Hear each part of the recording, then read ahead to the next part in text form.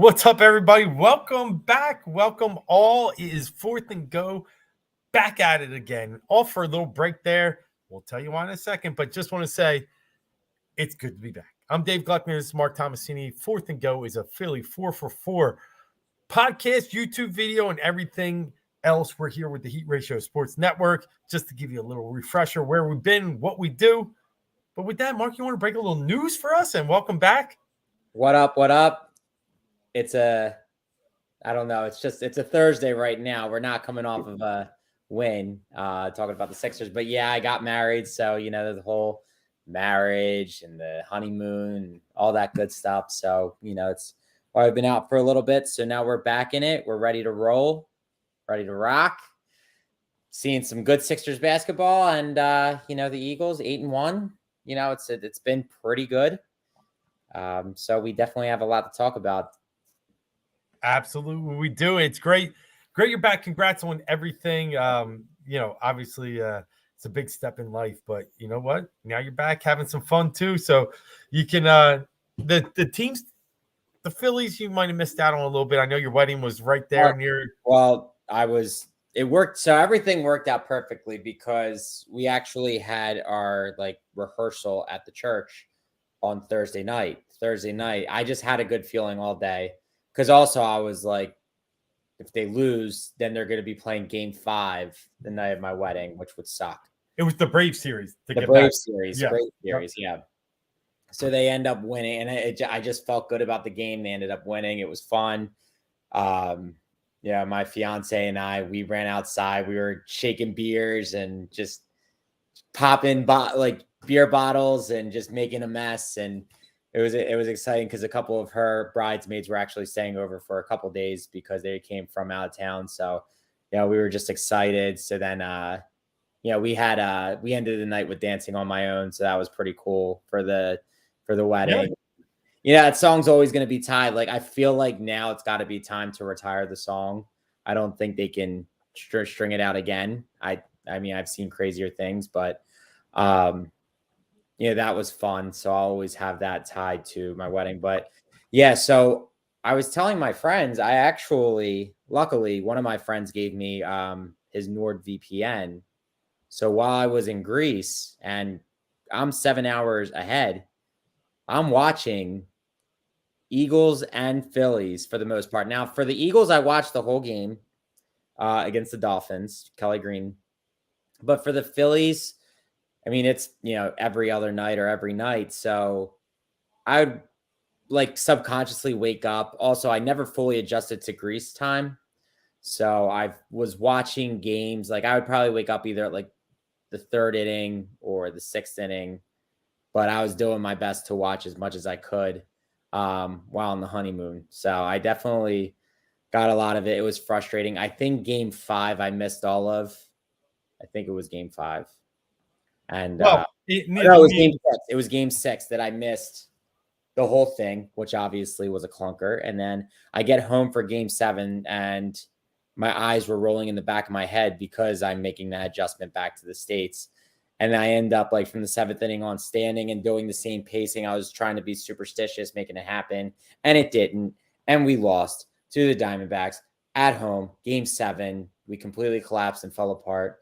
Now we're sitting here looking at the free agency. So, that was pretty much my past couple weeks with the Phillies and Eagles going forward. Also, one thing, my Eagles season prediction so far is spot on, but I predicted a Jets loss, but I predicted that with Aaron Rodgers at the helm, not Zach Wilson, but so far I'm still perfect. All right, got it. We'll get there. Just trying to let David check in here real fast.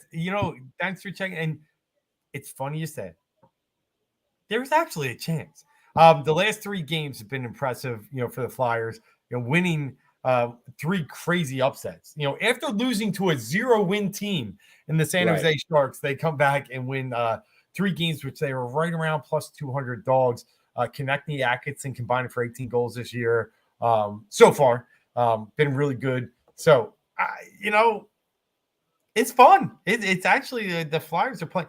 What's got me a little bit, and I'm sure we've seen, everybody's seen, is just the way they're moving these goalies in and out, and some of the other things, I think it's giving some good reps and getting some fresh legs in there at goal. So that's been important too. I think they've been good. I agree. But Mark, let's start it off. Let's just like I said, you're highlighting the travails you've taken and what you've seen while you were gone. But as we sit here and talk Philadelphia Phillies Day, let's get into that first. Sure. There's a lot of news with the winter meetings, and I'd love to get your take right now. What is the most important move that Phillies need to make this offseason? Because there are so many, and if you don't go one way, there's some other ways you could go. So I'd like to get your take, with the Phillies going out. We haven't talked Phillies for for a month or and a half here. What do you think is their most important move they should make this offseason? It's tough because there is a lot of things that they can do. But I mean, to me, finding a replacement for Aaron Nola, I think that ship is replacement. A replacement. You're not signing him. No. Okay.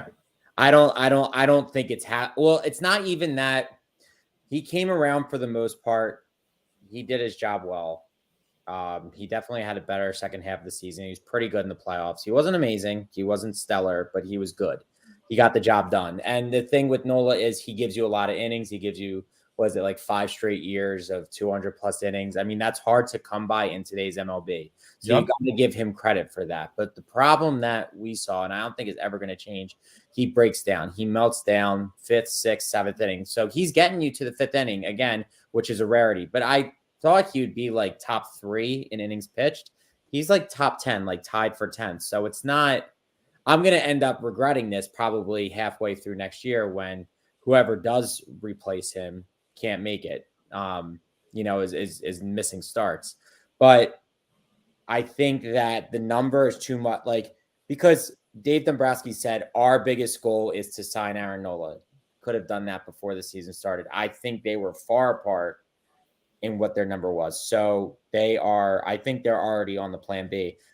Dombrowski's not the guy to retain him. He's 29 years old. There are a bunch of older guys, but here's what I would love to see them do. I don't think they're going to do it, but I think the juice is definitely worth the squeeze. We get Yoshi. Yoshinobu Yamamoto. I got you. And he's 25 years old. You're going to pay him good money. You're probably going to pay him what you would pay for Aaron Nola, but he's 4 years younger. He's coming over from Japan. And I think having a Japanese player, I think the last Japanese player we had was So Taguchi, if I'm not mistaken. We don't usually have that. I would love to see them bring him in.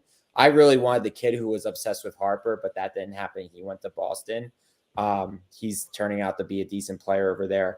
But I think it's taking a risk because, he is coming over to the MLB, but, he's in their World Series games or Japan Series games. He's pitching 9 innings, with nasty stuff. And I think, you go out there and it's kind of an experiment. It's kind of a chance, but we've seen what we got with Nola, and I don't think it's ever going to change. You're going to get the same product. That's my number one move.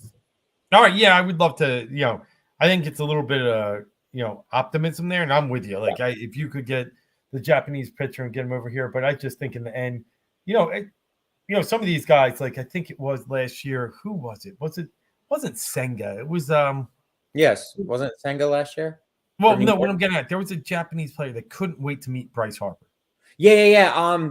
That's a kid I was talking about who plays in Boston. Manasaki Yoshida. Yeah. So yes. Yeah. So he named his dog after Bryce. Yes, that's it. So Bryce has this little fairy tale kind of persona, not a fairy tale, maybe this otherworldly persona out in Japan. So the Phillies don't sign Japanese players, like you said, and it's not out of lack of trying.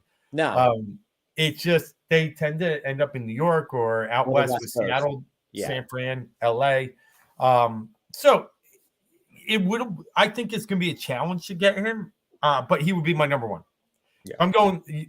So I'll start here. Starting pitcher is my number one.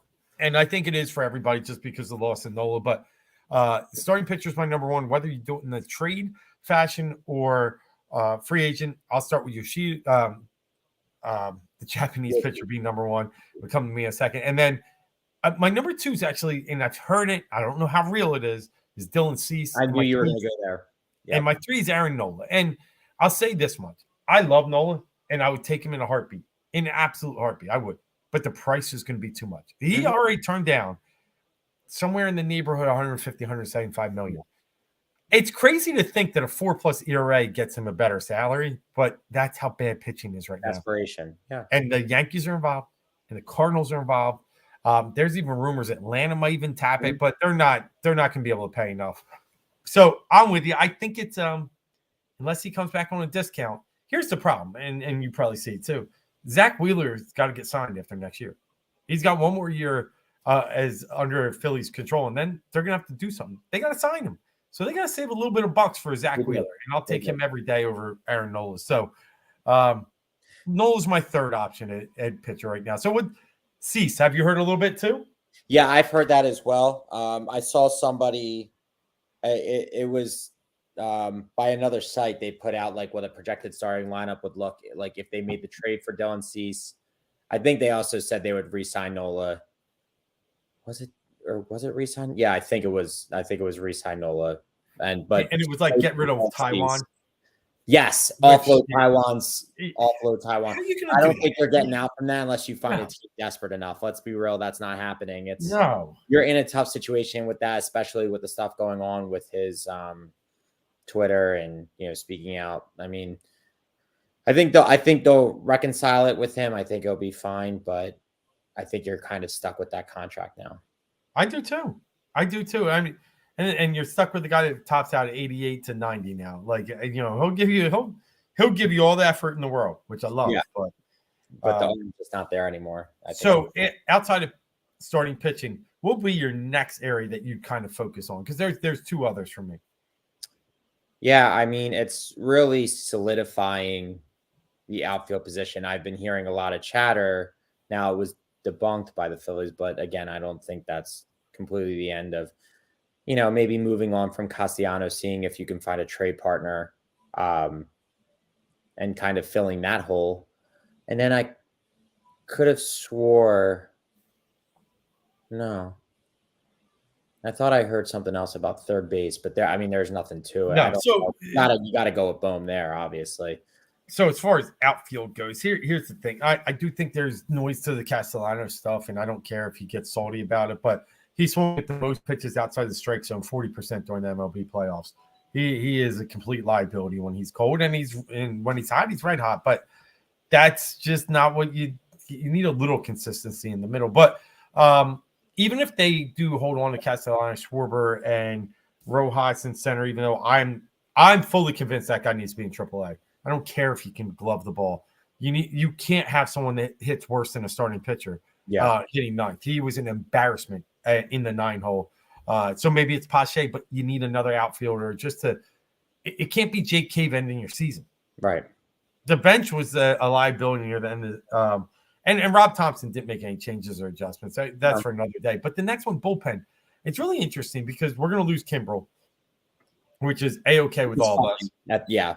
But do they stick with the theory of just plugging these high-powered arms in, or do they actually go and pay for a guy like Hader? That's the talk, that the Phillies and the Rangers are probably the 2 most interested teams in Josh Hader.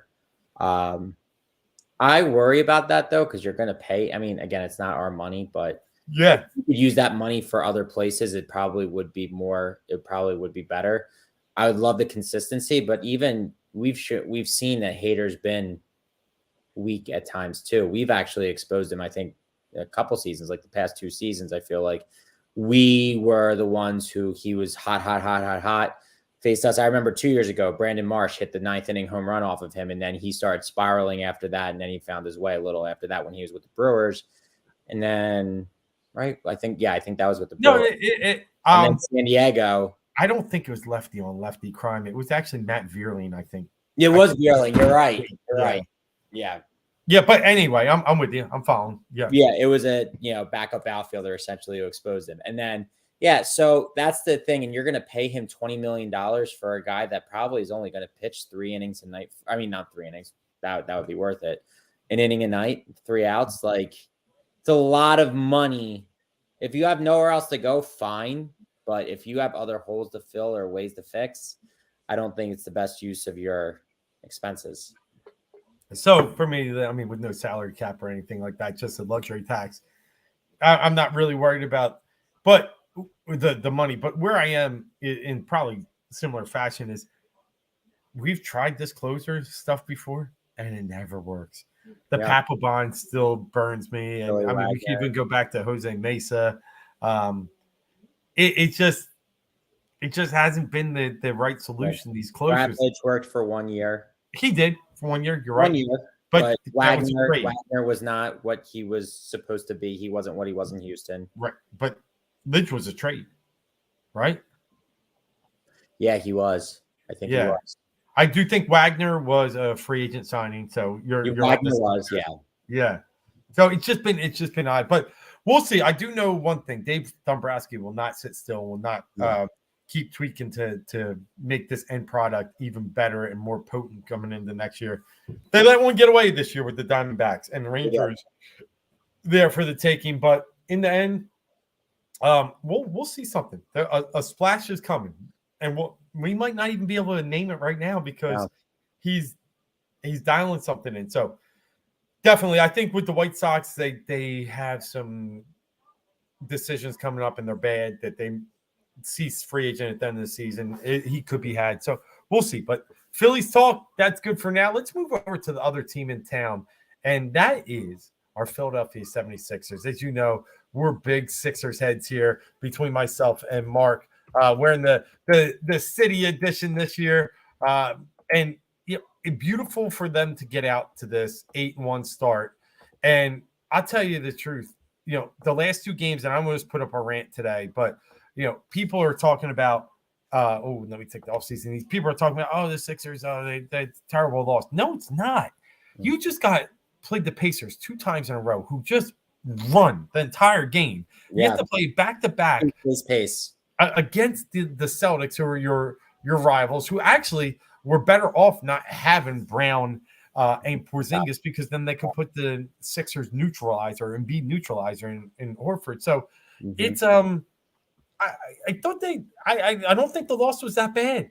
8-3 projects to 69 or 59.5 60-win season.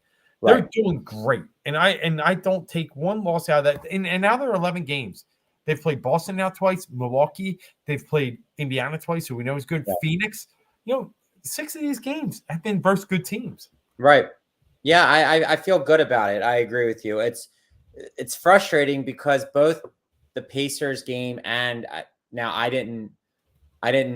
think I was still out of the country when they played the Bucks, so I really didn't get to see that game. Obviously. Oh, that was an awesome game. They just lost by 1 at the end. Right. They lost by 1, but in both the Pacers and the Celtics game last night, they came back. They were able to, it sucks. They got down early, but also, especially the Pacers game the other night, I mean, Halliburton was just not missing. He was not missing. It was nauseating how many, and I was a huge Halliburton person. Now it's who I wanted before Harden. And I agree when it came to that. And I don't know how it would have worked here. It probably would have, but he's showing to be a really good facilitator, leading the league in assists this year. So I don't know if you would have had a logjam there with Maxey if it were eventually. Yeah, he can play off. Yeah, he can, but with the Pacers, like you said, their name is perfect for the way that this team moves. They run up and down the floor, not a lot of set offense. They just go, fire. And it takes a lot of Sixers. The Sixers are really the Sixers like to get out in the fast break, but they're not a fast team. And especially when Embiid is at your center, he's trailing. I think it took a lot on him. I don't think it was a bad loss. I don't think they were bad losses. Like you said, Horford on Embiid really neutralized him big time. And Horford also wasn't they were talking about how cold Horford was coming into this game. And he hit 4, 5, 6 threes. It was 4. Yeah. It was ridiculous. And it just seemed like every time he touched the ball, something good was happening. And every time Embiid, it wasn't. And I think Maxey kind of was a little rusty coming off of that 50-point game that he had on Sunday night. Well, he still put up 20 in both games, but I think it was just like a lot.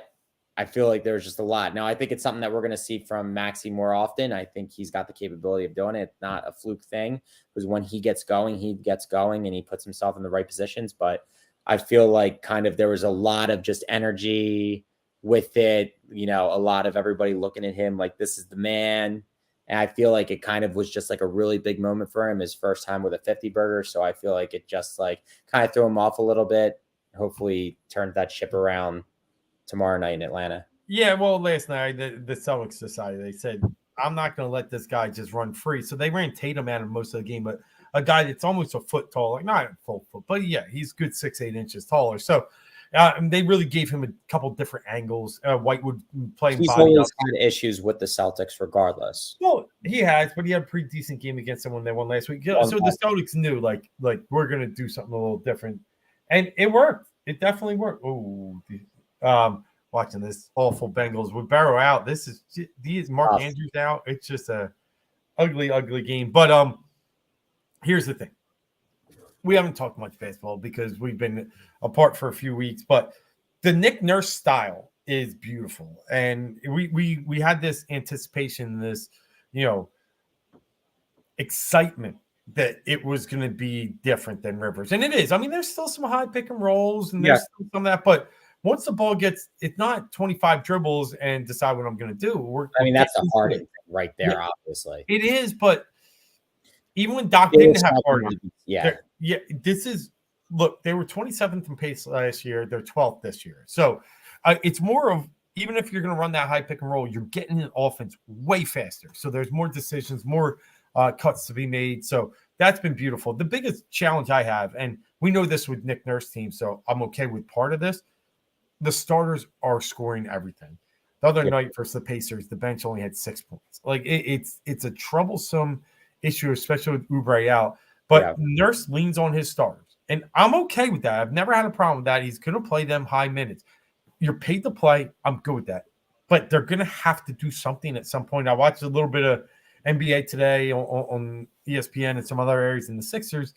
They agreed, need one more playmaker. And they have all this cap flexibility now and all this room to maybe even make that this year before going into the offseason. So that's my take so far.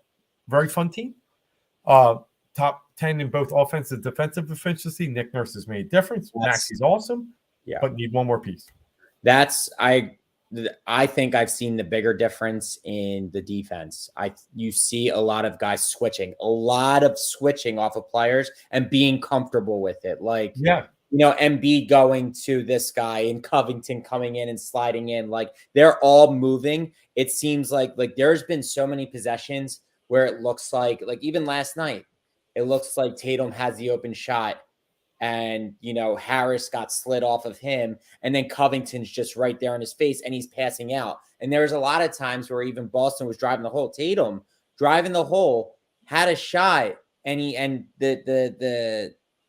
I want to say the floor collapsed on him real quick, and he had to turn and he had to kick it out. He couldn't get that easy layup because there's a lot of help defense. They're covering each other's backs. It's been good, but this is the issue that leads. When you have a very good defensive team, you're probably missing a scorer, because the thing is, it's really either Maxey's on the floor or Embiid's on the floor. Because the thing about Harris has been very good this year. Yes. Harris takes one shot too many. He starts, once he gets hot, it's good. Don't get me wrong. But then you'll see him trying to, make these crazy reverse layups and just be completely stuffed. Like Horford closes up the gap. It's like, we want you to be aggressive, but you also got to know the situation and stop trying to force it too. Like, he was getting a little ahead of himself, and I felt that was the issue. So, I agree. Here's the thing, and I'm surprised that I'm saying this, but Batum is actually more valuable than I thought he was going to be. He's at the end of his run, but he's a very good role player, being a veteran like that. So the fact that we're missing Batum and Oubre, which is killing me right now with that, especially with everything that's going on, I really hope that there's no shady business with this, because I'm a huge Oubre fan. when I found out he was a free agent, I was like, he'd be a perfect sixer for the scenario, like coming off the bench, 6-man, long, athletic, can play some defense, not known for his defense, but be a scorer. And for the most part, he's been a scorer since he's been here. Hopefully that changes soon. But I think you get those two guys back, you're in a good situation. It's going to be hard to figure out who that scorer is going to be, though, because, I think everybody has Levine circled, but you get nothing on defense from him. And it's like, to me, in my ideal world, you get a small forward, 3-and-D, somebody who can score it. Like, I think I tweeted out my perfect player in this scenario would be somebody that we technically was a sixer for like 40 minutes, but Mikal Bridges. That would be the perfect you're not getting player in the system. It's not happening. Yeah. Brooklyn's not trading him. But I'm just saying that would be perfect. So Embiid, Maxey, and a Mikal Bridges. That's your 1, 3, and 5. I believe basketball is 1, 3, and 5. Have good 2 and 4, but 1, 3, and 5 is what you need to win. Yeah, I'm not against that. Here's the thing where I really, truly will circle the wagons around what you said. They don't need a scorer necessarily. Like maybe a little scoring off the bench if that's what you're going to get. But right here, you need maybe a sharpshooter that just sits outside and then can play a little defense. But you don't need a ball dominant scorer. Let's put it that way. So Zach LaVine, that's all. Yeah. I guess he can shoot threes, and I like that. But that's you get no defense, and it's not. No, and he's. I just don't feel like he's the type that meshes into a team concept very well. He reminds me of like a Jordan Poole, Kyle Kuzma. Like the Jordan Poole thing. See, you never really saw what he was actually doing in Golden State. It's disgusting. Just seeing that thing. Did you see the other night? Yeah. When they were the players are trying to get his attention. And then, like, he's like, this is my team or whatever. And he threw his towel down. And then, like, as he's walking away, he's trying to look at the clipboard, like, seeing what the play was running. He missed it. Yeah. He's a joke. And, I mean, he was actually a joke in Golden State at the end of last year. Like pulling up, shaking Curry off. Like, yeah. And his dad getting in the middle of it. But to the point, like, they're going to have to find something. And, I mean, the only reason that Chicago is coming up right now, that team needs to be blown up. Yeah, it's over. They're 4-8. Yeah. The DeRozan, Levine, Vucevic experiment. They just got to really like hook their Caruso. I was gonna say they got to give a little more Patrick Williams and some other young guys just the ball and let them play and figure out what they got. But yeah, Caruso's a guy I've never had an issue with. But he's Pat Bev? No, I know. Yeah, he's a little better Pat Bev. And, Pat Bev for who he is, but he's got good plus minus numbers, and he does do things other than scoring. He rebounds, he pumps his players up, but his shots. I was watching his shot. His 3-ball is short most of the time. He's just not getting anything under it. Yeah. He's just not getting anything under a shot anymore. That's why he signed for the league minimum, and now it makes sense. So one team just to keep an eye on before we flip out of the Sixers talk is the Toronto Raptors. Right. They're struggling a little bit there, 5-6, but they're going to come up with 2 huge decisions this offseason. And one of them's OG Anunoby, and the other one's Pascal Siakam. And I prefer Anunoby more. I think he just fits what they have. It could be a great 3-and-D stretch. And when we get into this, I'd take him over almost anything that's out there. Now, do they want to trade to Philadelphia now that Nick Nurse is here? Probably not, but they fired Nurse. Right. And we got these assets now and the cap, and you want to just lose your guy, we'll sign him. That's all Morey can do. He can walk at the table like, you can give him to me now or I'll sign him later. Yeah. What do you want? And I think that's going to be the fit that I'm really going to be looking forward to. That's what that would make the most sense. I think it makes sense. He flourished in his system, so why not bring him here? And I think he's a steal guy. He's fast. That gets me your 1-3-5. That gets me your 1-3-5. A guy who can play defense, a guy who can shoot. It's not as flashy as a Levine, but I think it gets the job done. And if everybody's bought into the Nurse system, I think we're in a good spot. I like Siakam, but I think him and Embiid are too similar. Like, I know they could play next to each other, but I think they would both just clog up the lane. And I don't think, like, I know Pascal can shoot and stuff like that. I mean, you saw the other night, something that really bothered me the other night.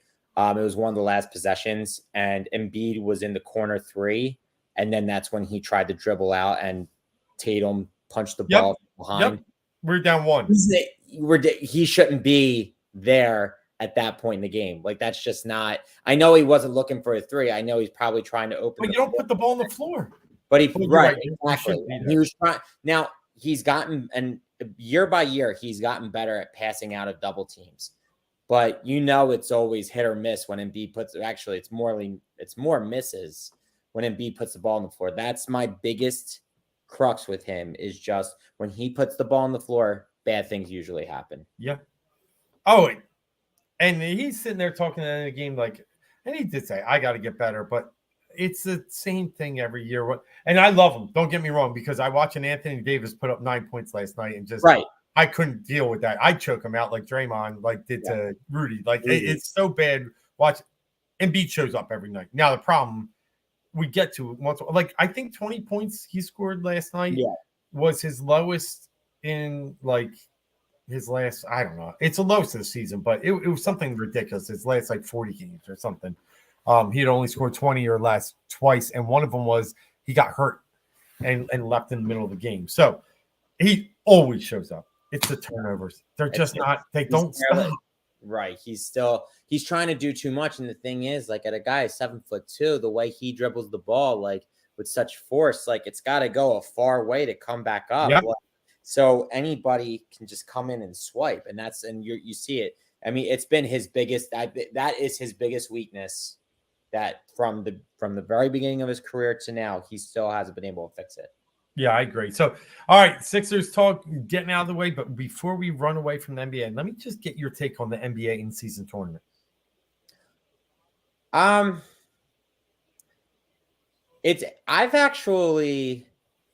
It's weird. I've come the look of it, I'm kind of okay with.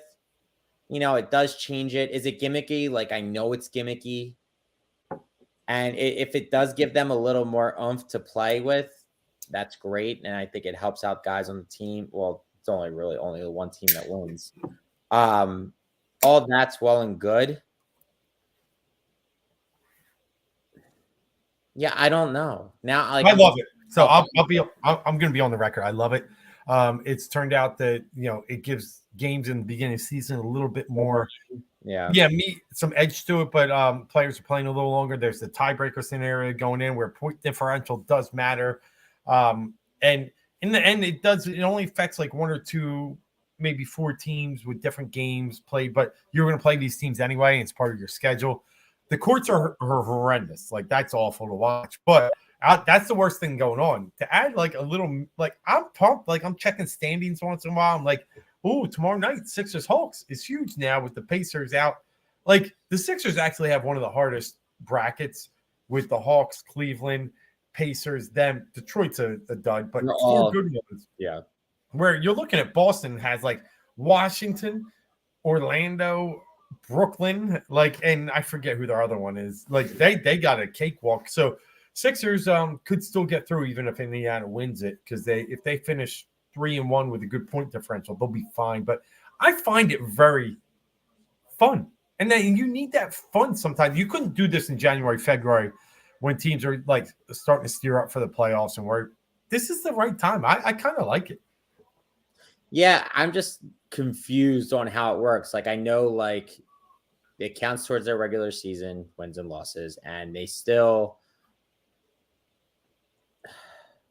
Here's the simplest thing. The games are predetermined. How long does it last? That's why I still don't even know. It's over early December. So there's 6 brackets of 5 teams. Top 16. Though, if you win your bracket, you play 4 games, and those 4 games you were going to play anyway. They're against your conference, and they're a regular season game. They're just calling it in-season tournament night. Top teams get in, 6 of them, and then the best 2 other teams, based upon record and point differential, get in. So 8 of them go to Vegas and play a quarterfinals and a semifinals. And guess what? You're playing against the East and the West are playing in their same bracket. So again, they're games that you would play in the regular season. Right. The only one that isn't is the championship game and East versus West game. Yeah, that one. Some teams are going to play 2 teams are going to play 83 games. That's it. Okay. Yeah. Now that makes more sense. I was wondering how they get to that point. I forgot about the Vegas aspect of it. Gotcha. And playing in that weird ass looking bubble, Sphere. Mm-hmm. Mm-hmm.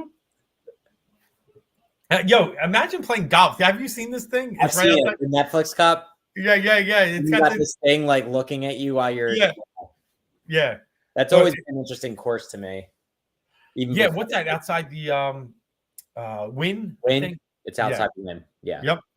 Oh yeah, but cool. I so again, NBA, I give them a lot of credit. I give Adam Silver a lot of credit. They think outside the box. NFL tries a little bit, but they're kind of constrained to some things because the players union is so strong. But you couldn't do that. But NFL got that 17th game, got 7 teams in the playoffs. So they're always tweaking. MLB is going to have to do something with this playoff format. And I don't mean that from a standpoint of these good teams not getting there. That's their damn fault. But what I meant is I freaking hate like 5-game series. I wish that's what I wish. I wish we were playing 7-game series from after the wild card on. Okay. But MLB will have to tweak some things, I think, at some point. But yeah, NBA always kind of like is a little more daring, I feel. Like the NBA lottery, they were the first ones to say, screw this, we're going to wait it instead. Yeah, I think it's cool. But with that, we got to move on and we got to talk about the next sport in town. That's our biggest sport in town right now. Philadelphia Eagles. Man, it is going to be awesome come this Monday night. It's everything we wanted. Like you said, I can go back and check I don't know if you have mine written down, but I think 8-1 as well going into this. Yeah. I don't think I had the Jets loss, but I had a different one somewhere. I think that's my difference. I think you either had no, you might have been a later loss. I think you were Cowboys' first game. I think that's what it definitely could be. Yeah. Yeah. So I mean, but again, I think we both walk into this with a little bit of momentum here. We thought the first 2 months of the season were the ones you had to, right? You had to because this is the stretch. This is the Chiefs, the Bills, the gauntlet, the Cowboys, the Niners, the Seahawks. Yeah. And then the end, we can look at the end very nicely because we're going to get laid up against the Giants, Cardinals, Giants, I think it is. Maybe another one in there, but no, Giants, Cardinals, Giants. You're right. Yeah. So this is time. I mean, with the Chiefs, Bills, Cowboys, Niners, Seahawks, 5 of them coming up. If they could somehow get 3-2 out of this and then sweep the back end, I mean, we're looking at 14-3, but still 13-4, I think gets us there with the way this NFC is rounding out. This week, it's funny because it's important, but it's playing an AFC team, which doesn't kill you if you lose. And that's what losing to the Jets earlier this year wasn't the worst thing, right? If we had to pick a team to lose to, that was better off than losing to the Cowboys or the Commanders or who have you. Anybody kind of say Rams, even like your conference record, like that, it makes a difference. Yeah, I mean, if you're gonna lose to the AFC. Yeah, definitely. So, all right, here it is. This Chiefs week. It's one that's been circled since we saw this. It's the rematch. I'm talking to a bunch of people already at work and some other places about this. I feel like earlier in the week, and I solely put it on the bye, the hype wasn't as rabid or as wow as I thought it'd be. But now listening to sports talk radio a little bit today, you're starting to feel you're really, we're getting ramped up into it. And it's here. It's Mahomes, it's Hurts, it's Reed, it's Sirianni, it's Kelsey and Kelsey. It's a rematch, and it's big on both sides because the Chiefs as well, sitting there at 7-2, need to win desperately to stay up at the top of the AFC with some of their counterparts there, including, I mean, the Dolphins obviously are up there, some other teams as well, the Jaguars, but they need to keep going. So this is big, man. Are you feeling it? Because I think we're starting to feel it. It's just starting because not only are we coming off of a bye, so you're already a week off, but it's Monday night, and I think that makes it even harder too. Yeah, like, we're still 4 days away from it. Like usually, I'm watching Thursday night football right now. It's like, okay, Friday, Saturday, Sunday game, but no, now it's Friday, Saturday, Sunday, full day of football Sunday, and I think that's what makes it harder and difficult to get there. And you got, Thanksgiving coming up. So I think it's kind of like in the middle of a lot. There's clown stuff around this game that I don't really want to talk about because I'm so annoyed by it. Yeah. So the outside Don't noise. worry. I don't think the clown show's coming to town. She's out doing some other concert. I heard she is, and whatever. I'm just The whole saying. thing's fake. I didn't even want to get here. It's so staged. And also, she is the biggest culprit of flying private jets to and from, wasting all that. And we have to go to electric stoves. No, you can't take that away from me. No. Electric stoves are unsafe. Don't talk to me about gas emissions. Don't talk to me about the environment. I don't want to hear any of it. This is all crap for a publicity stunt. Anywho, I digress. That being said, I'm now getting to the point where I'm getting excited for this. But the one thing, like, there's a lot of things going into this. Chiefs aren't, even though the Chiefs are still number one in the West, they're not playing great, but it's just going into Arrowhead on Monday night. Scary place. And, I got my apprehensions when it comes to the game. So, kind of, sifting through my thoughts here on how things are going to go, how we're going to play. And, I really want to win, but, kind of like getting myself mentally prepared. Just this whole Sunday of football, slate, fantasy, everything, it kind of like doesn't allow yourself to get there at the same time. It's kind of annoying at that time. Love fantasy football, but at the same time, it really does pull your energy from your main team sometimes. Yeah. I feel like, if we're being honest. So, I'm over here hoping Say Jones scores a touchdown, but this happens. It's frustrating. I don't know. But that long week took me a little longer to get, because usually like by Tuesday, I'm ready. Yeah. But like today's Thursday, and today was my first day that I was like, I'm here. I'm ready to go. Yeah, I think it's today. And I agree with you 100%. And it is bye week, and it is that we're stretched out till Monday. It's a combination of that, but just feeling like working in the city and starting to listen to things, it's go time. And this one is it. I tried to just say earlier, AFC team isn't as big. This one's big, and it means something. And even Kelsey came out today, Jason Kelsey, that is, and said, I don't give a damn about a rematch. I care about winning. And that's what I love. It's not about who he's playing. It's about getting that W. And there are just so many things on the line this week. And the Cowboys have one of the easiest schedules over these next 3-4 weeks. One slip up here, one slip up there, and we're playing for the division in 2 weeks. And that's why every game's so important right now. I think the Cowboys have the Panthers this week, right? Coming off the Giants. That's correct. Yep. And I think they have Commanders next week or something like that for Thanksgiving. So it's layup. We got to keep this momentum going. So here's where I'm at. We got a Chiefs offense that doesn't look dynamic, but they're coming off a bye, and Andy Reid's a genius. So I think, in some way, somehow, he's going to be able to find some new wrinkles to implement into this team. And we're going to see, I think, personally, the best version of the Chiefs offense we've seen all season. Now, are they going to run on us? No. The Eagles are setting some crazy records right now, how good their run defense is. And they're not really a running team anyway. But we struggle in the secondary. We struggle mightily. And we've struggled getting pressure consistently on the quarterback. And I just have nightmares of the second half of the Super Bowl and how Mahomes just was free back there. So to that point, I think we're going to see the best version of the Chiefs offense. Now, on the other side, I think the Chiefs defense is flawed. And I think it's been, lucky so far this year. And I think we're going to see a great version of the Eagles offense. So I expect a shootout in this one. I expect, similar to the Super Bowl, 2 quarterbacks playing their best football. And it'll take a last possession to win this game. So that's where I'm at right now. I was just curious where you think this kind of game script is going. I definitely agree with you in regards to it's going to be a shootout. You got the offenses going at the same time. I think the Chiefs defense is better than they were last year. But with that being said, they're not, the steel curtain. They're not the purple people eaters. Right. They're still, I think, 23rd ranked in the NFL in yards.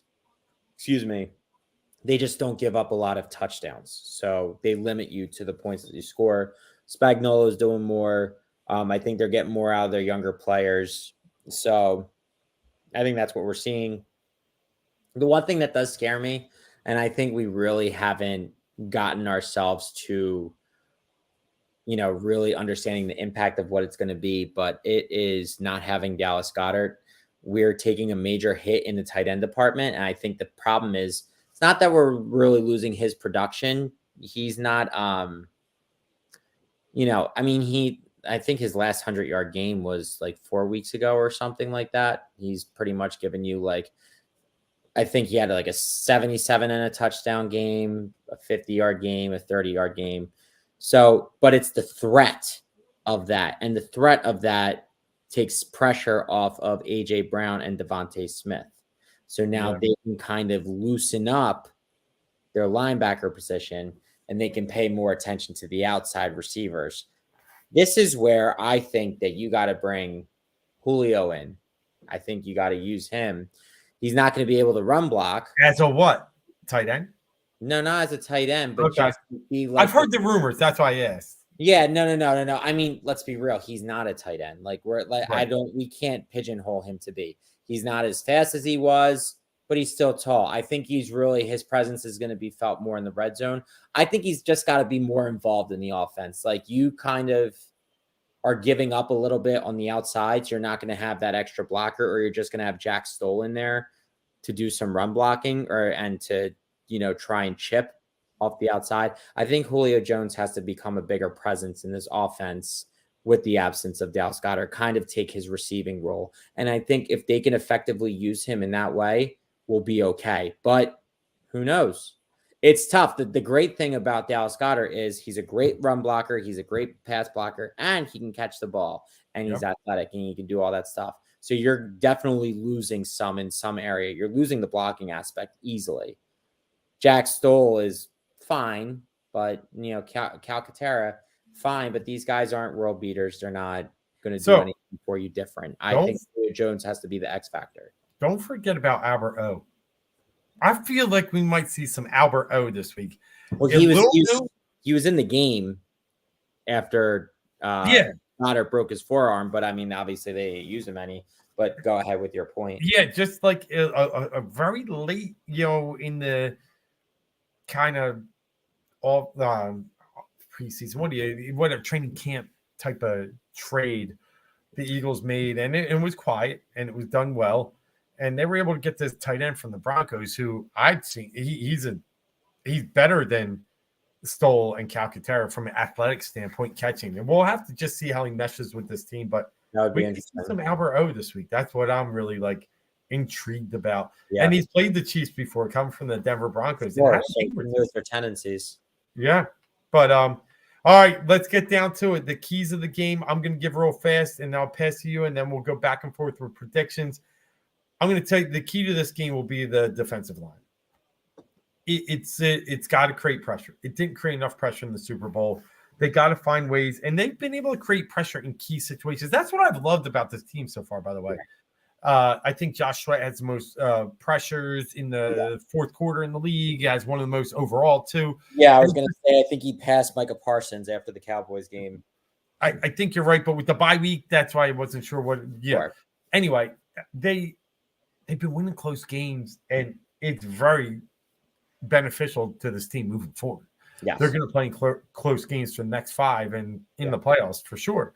And the defensive line just has to find ways. They got to find ways to create that external pressure, internal pressure, and just give Mahomes those different looks that they didn't give him in the Super Bowl. I mean, obviously, new defensive coordinator. So for me, keys will be to create pressure.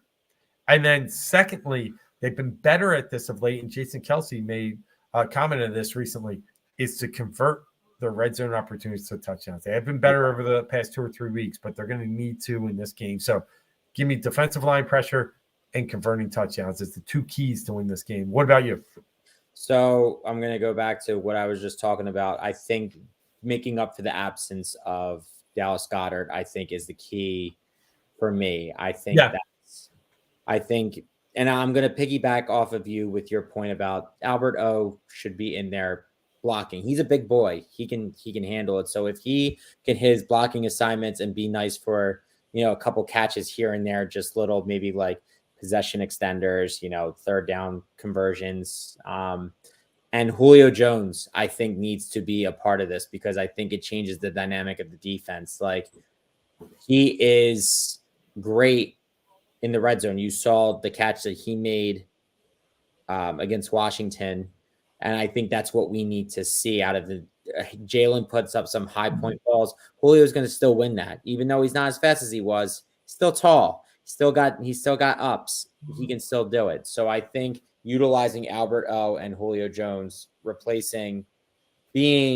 think the two of them combined they won't be as effective as Dallas Goedert, but I think it makes you not miss him as much. And they haven't really won with him anyway. Like, I mean, right. I know Dallas he's been good. Yeah. He's not winning them games. He's just making good plays and blocking well enough to let other people cook. No, and like his key plays in the Dallas game were what really propelled them to get an 11-point lead and hold on. So Dallas Goedert is important. So to your point, I really like what you're saying. I know they've won without him, but they need someone to be him. So let's see who can be him. Yeah, cool. All right. Prediction time. You want to lead it off? I can. So drum roll. Drum roll is I'm just going to be blunt about it. I'm going to stick to the way that I predicted how this season would go as of this point. And the last time I checked, I had an L next to this Chiefs game. It's tough. You said something key earlier. Andy Reid is one of the best coaches coming off a bye. Nick Sirianni's pretty good at it too. I'm not.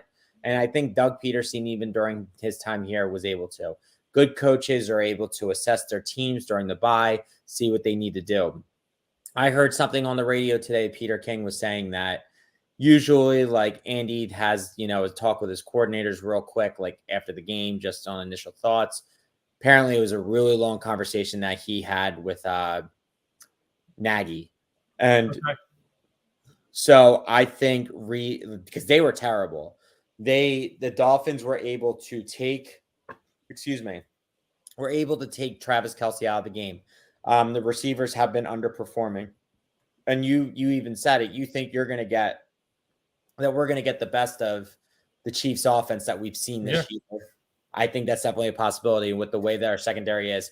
Hopefully Bradley Roby plays. That would be good. Hopefully Kevin Byard feels more, part of the team. But I think that their offense is going to be running. I think they're ready. They're coming back from a bad performance in Germany. I think the bye week was beneficial for them, probably more than us. So to me, I think that it's going to be a close game, and I agree with you. Did you say something no, you said it's going to be a last possession game. I could see this being a field goal game. I have the Chiefs having the ball last, like you said, and I see this being a 30-27 Chiefs win, unfortunately. Sorry. Hey, you don't have to apologize. That's the way we see it. That's the way we see it. And then we're not going 17-0. We're not going 16-1. There's going to be losses. There's going to be speed bumps along the way. And I fully respect where you're coming from. I've been fighting myself all down this. I think the Eagles are the better team. And I'm sitting there today talking to someone who I respect, has good opinion, and actually is a Jets fan. And they're like, there's something to the way the referees call the games against the Chiefs. And it's just true.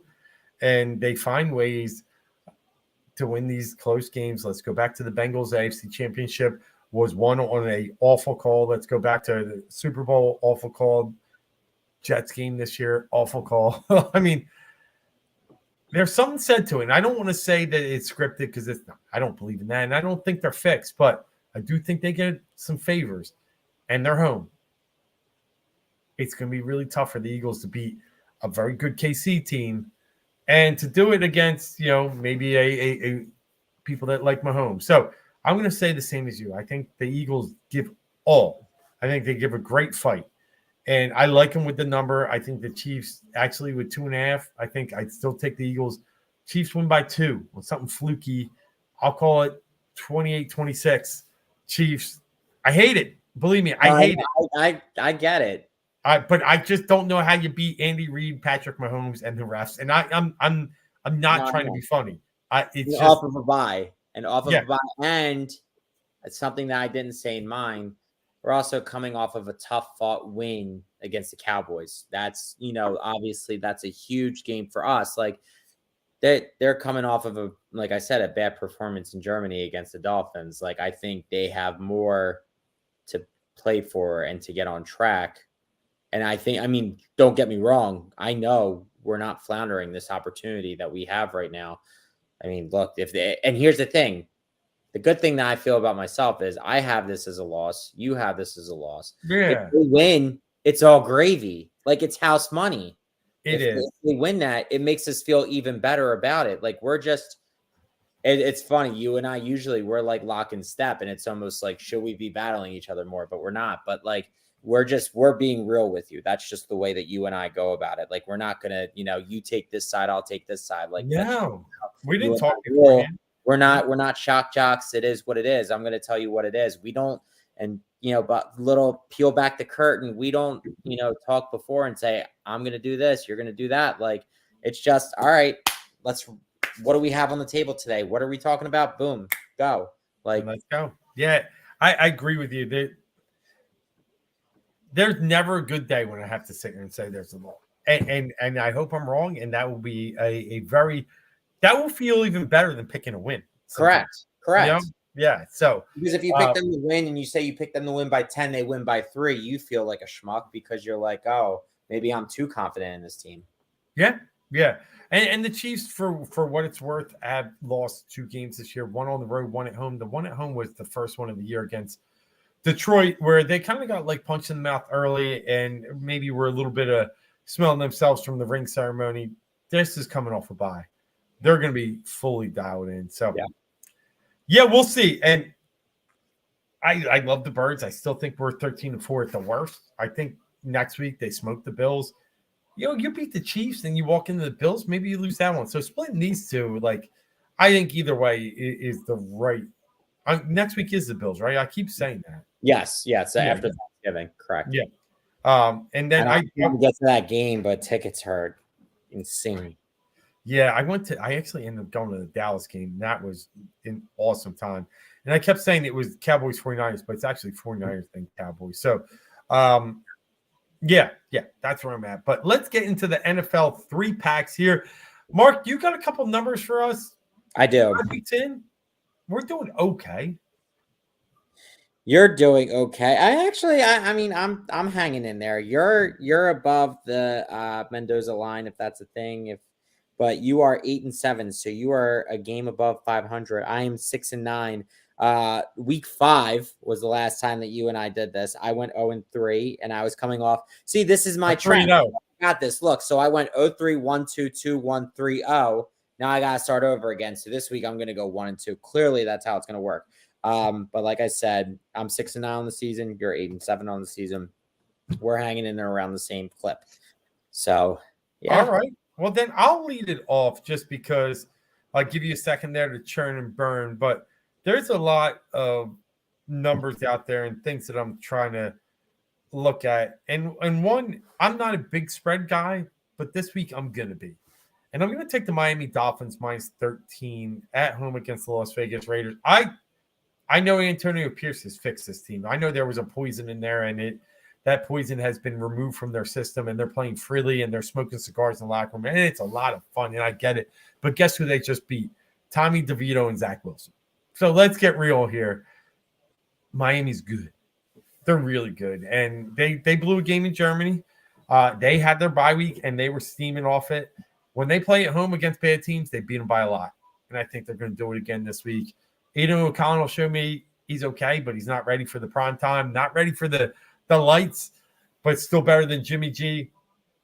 I'll be surprised if the Raiders score 17, and I'll be surprised if the Dolphins score less than 37. Give me the Dolphins -13. -13 is the number you have? Yeah, DraftKings right now. Okay. Because I had 12.5 on FanDuel. I'll take 13. Yeah, that's fine. No, 13's fine because ESPN's saying 13.5. So obviously it's somewhere in that realm. 13 works. I will take the Las Vegas Raiders at plus 13. This is a shot Okay. because and you make a good point. You really do make a good point about who the Raiders beat. But I think they smacked them in the face so hard. And to me, the Dolphins are just a team that's a lot of points. That is a lot It of is. it's too much green for Tiger Woods. So that's why I'm taking the Raiders in this scenario. I think there's a lot of wide spreads this week, and then there's a lot of close ones. There's not really that like real middle ground. So it was hard for me to really go through this. But I think the Raiders just playing inspired ball under Antonio Pierce has me at the Raiders plus 13 at Miami. I But don't. yeah, what you're saying, I could totally see that being the case. But for me, I'm gonna go with the points. I I think you're on to something. Let me just roll off the Dolphins home win 70-20. So they won by 50. 31-16, won by 15. 42-21, won by 21. 31-17, won by 14. They haven't won a home game by less than 14 yet. So that's kind of where I'm at, and that's why. All bad teams. I got it. But again, you never know. And Antonio Pierce has definitely changed things around. Okay, so and I know I was thinking you might like the big number there. That's okay. I'm going to go to a dog now on my end. I'm going to take the Tennessee Titans this week, +7 against the Jacksonville Jaguars. Jaguars haven't beat the Titans 3 times in a row since I think 2010 or 12. And then they're on a 2-game win streak against them. It's as bad as the Jacksonville Jaguars has looked, and the Titans looked just as bad last week too. So it's Jacksonville's coming off that beating. San Fran just absolutely dominating them. But the one area they struggle a little bit in the pass defense. I think Will Levis can get a little more room this week, and I think they're going to be able to hang in there long enough to cover this number. I don't think they win outright, but the Jacksonville Jaguars, 6-3 is good for them, but I don't know if they're really that good. They're good. Don't get me wrong. I'll take the Titans this week, +7. See, they're a good team. And I think I'm with you. I think it's a 4 or 5 point win. Yeah. For the Jags. Because I think Will Levis has brought a spark to that team. So I see where you're going with that. Gets the passing game going a little bit more than probably Tannehill did. Like I feel like he's kind of on his he's a rookie who's kind of gunslinging, and I think he wants to, especially he's playing with a chip on his shoulder, so he's more willing. And when you have a target like DeAndre Hopkins out there, I think you can go and throw up the ball a little more. I think you have a little more confidence in doing so. Yeah. So my next game, I'm also going dog here. It's really not by that much, but the Pittsburgh Steelers travel to the Cleveland Browns. Steelers are 1.5 point favorites. The reason why they are 1.5 point favorites is because Deshaun Watson's shoulder is done. He's getting surgery. He is out for the year. That is why that line is scrunched. Well, Cleveland just came off a very, very tight win against the Baltimore Ravens, who I think gave away that game. I think Lamar gave away that game. Now, Joe Burrow hurts his hand early in this game tonight. We see, I think it was 34-21 was the final, if I'm not mistaken. I'm just looking at the schedule on the screen right now for the Bengals going forward. But I think, everyone's talking, and don't get me wrong, I think the Ravens defense is playing really well. I think Odell Beckham's kind of come back into the fold. He did hurt his shoulder tonight. 34-20. And and everyone's talking about Lamar being MVP. I don't think that's the case, like that he could be in the consideration. I really don't. I think they probably would be better if he didn't make as many mistakes as he does. So to me, he gave that game away to the Browns. The Browns have a really good defense. I kind of got off track, but I think the Steelers defense is going to come out and be ready to play. I think they're going to attack PJ Walker. The Browns have decided not to go with another quarterback. And something for Pittsburgh, it may not be a big deal, but it's probably something that feels good for Kenny Pickett. But Pat Fairmouth is back. He's most likely going to play. He's off of the IR, and I think that's a good security blanket for him. I think they had a good rapport last year. So I think that's kind of a big deal for them. And I think they're able, again, 1.5 points. I could see, TJ Watt causing havoc on PJ Walker and Steelers taking care of business outright in Cleveland. Okay, I like it. Yeah, actually, I think it's Dorian Thompson Robinson, DTR. Oh, is it? Oh, but regardless, I still feel the same. Everybody was talking about DTR being the guy, in the preseason, stuff like that, backing up. But anyway, I digress. Yeah, but I don't think it changes very much. So, all right, my last one is this simple. I backed this team the last couple of weeks, and I was an idiot. I ain't backing them again. Give me the Buffalo Bills -7 over the New York Jets. Zach Wilson is fucking terrible. They haven't scored a touchdown in 12 quarters or something like that. Like, I know it's the last 8 they haven't. The Bills looked atrocious. I get it. They look terrible against the Jets in week 1, too. It's going to change. They're switching offensive coordinators. That's the case. Not sure it's rightfully so, but whatever it is, they're taking Josh Allen out of his comfort zone. And I'm okay with that. And I think we're all okay with that. I like the Bills to man up this week, play well, and win by a good margin. I'll take them -7 against the Jets. It's tough. You're right there on the touchdown. They really should take care of business. I think being at home, I think that's what's the edge. I think Monday night to start the season with Aaron Rodgers and the whole thing, and things got weird. I feel like just Aaron Rodgers getting hurt just changed the whole game, not even just for the Jets, but for everybody involved. I think Josh Allen was being so reckless with the ball. Joe Brady was supposed to be this wonderkin who was supposed to change the way the offensive coordinators go about things, and he was supposed to already be a head coach by now, because I think he was with Joe Burrow in LSU.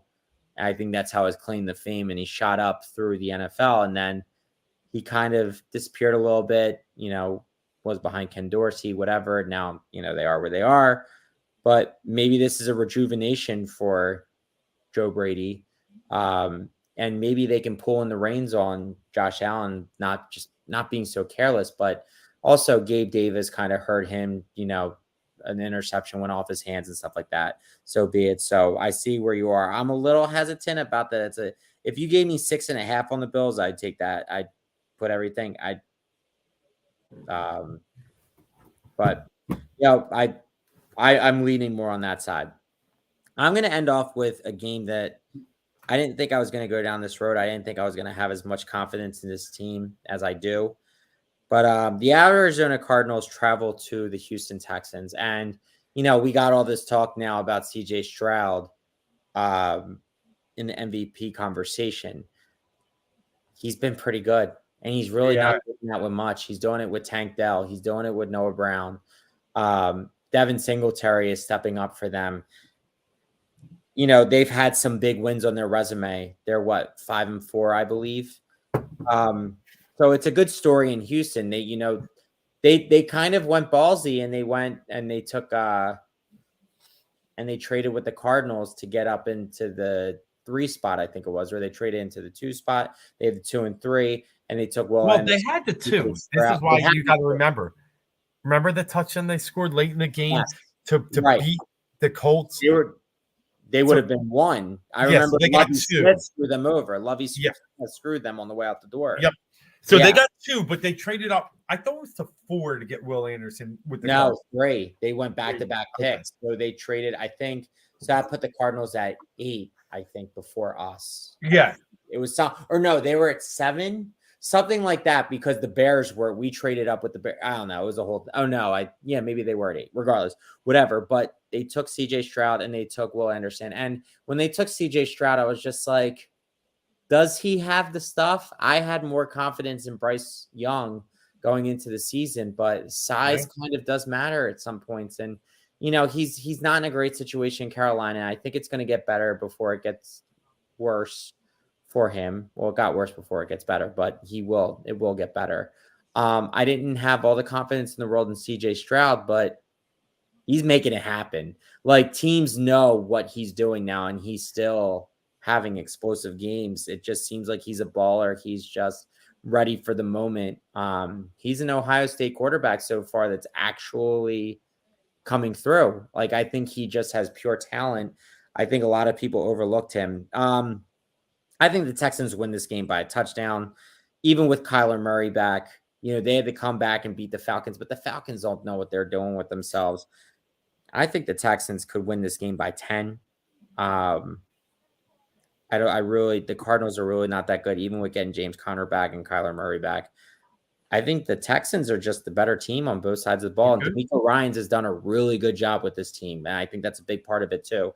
I like the Texans here clearly over the Cardinals. All right, quick recap. I am going with the Dolphins. I'm going with the Bills, 2 favorites. And then my dog.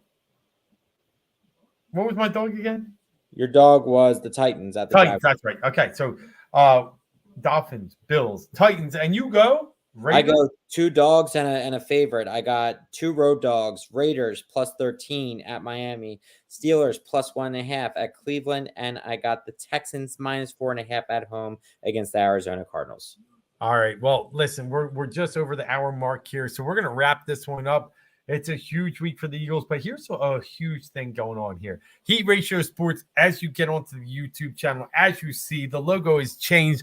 We're a little bit more fiery, and we're ready to roll here. Lots of good things happen, and we've made a good deal and working directly with the Delaware Blue Coats. So you're going to see some more action with Heat Ratio Sports down there.